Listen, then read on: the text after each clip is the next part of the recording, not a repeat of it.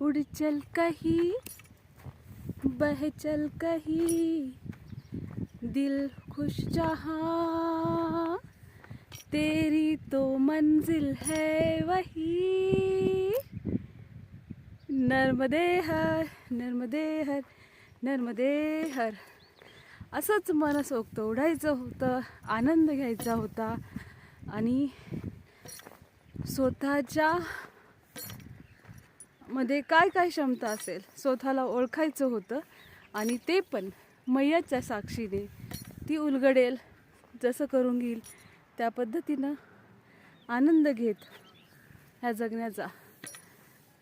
आणि म्हणून नर्मदा मैयाची परिक्रमा करण्याची ओढ दिवसेंदिवस माझी वाढत होती आणि आज ते सत्य मी जगत आहे.